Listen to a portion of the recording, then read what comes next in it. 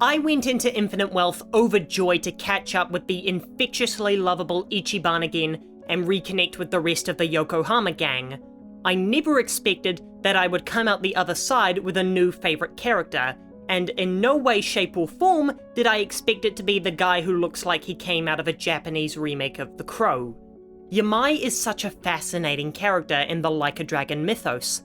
In this winding narrative, new characters are never what they seem, and betrayals abound around every corner. While Like a Dragon has always been excellent at making hateable antagonists, it's never been all that great at making them sympathetic, as their teary breakdowns at the end of the game just come across as pathetic rather than heartfelt. And yes, this applies to Infinite Wealth as well, despite them flipping the routine on its head with Kiryu crying.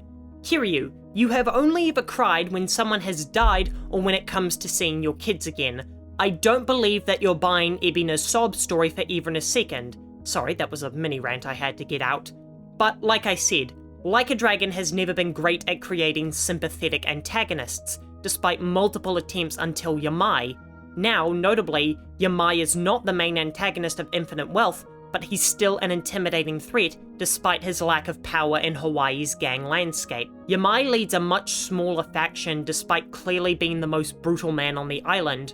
Of course, he doesn't have the legacy or Bryce or the Danny Trejo-ness of Dwight, but he has a much more well-defined presence and a deathly atmosphere hanging about him. This macabre aura hangs off of him because he is made to represent the Grim Reaper. He has dark, sunken eyes, long hair made to look like the hood of a cloak, and a coat that hangs off his back to billow in the wind, a deep, raspy voice, and of course his sickled crowbar.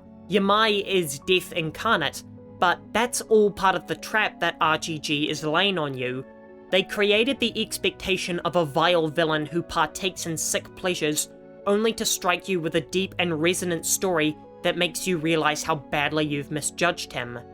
Infinite Wealth is a game of unseemly characters. The true antagonists are initially presented as heroes, and the two new party members are initially presented as villains. In fact, Dwight might be the only new central character who doesn't switch sides during the campaign. But while you can detect hints of Ebina and Chitose's true nature early on, Yamai is a character who refuses to budge from his psychotic persona, and he really builds up a disconcerting fear in you as you interact with him.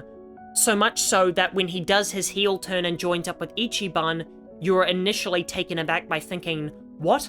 How are we going to team up with this psychopath? He's the guy that... Wait, has he done anything wrong? I was sure that he had tortured someone at some point, but even the party members he despises, that being Kiryu and Tomizawa, he doesn't really do anything all that heinous towards them. When Tomi switched sides, I got significant vibes of psychological torment inflicted on him by Yamai, but then you visit his district and it's just a regular nightclub, and his lieutenant is loyal out of respect, not fear. Yamai is an excellent example of not judging a book by its cover, but all that can be said about Yamai before the game really dives deep into his character, and by God, I cannot believe how beautiful of a backstory they gave this twisted titan. He has the backstory of a fable. I'm utterly shocked at the bitter sweetness of it. I never even saw it coming before it hit me like a sack of bricks. I'm so used to these games having forgettable villains with over-the-top and ludicrous motivations, that for one to come along and be given such a human and pure character arc, it really moved me and resonated with me. Back in school, I had a lot of people trick me into doing stupid things because I'd do anything for validation. This led to me getting in trouble and having the kids who told me to do it claim deniability and them getting away with it. Yamai's case is far more severe and much more gut-wrenching because he loved this woman who cruelly betrayed him, and for him to be face to face with the person who ruined his life and see that that life has already been taken away from her is such a melancholic moment. A lesser man like me would revel in their abuser's despair, but not the crowbar-wielding Yakuza of death Yamai. He sees that there's nothing he can do to hurt this woman anymore, so he does the only thing he can do, give her something.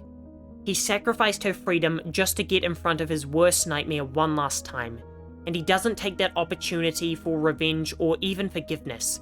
He uses that opportunity to do the right thing and help someone who is now a total stranger. Like a Dragon has such a large revolving door of characters who disappear after only one entry, but Yamai is one of the only supporting characters I'd like to see more of. I know that decision is purely selfish because his story arc is complete, and to be honest, I did start laughing out of absurdity by the time his 5th boss fight rolled around. Though I do wish I got to spend more time with this character I so severely misjudged, I'm no longer going into Like a Dragon games expecting not to connect with anyone outside of the party.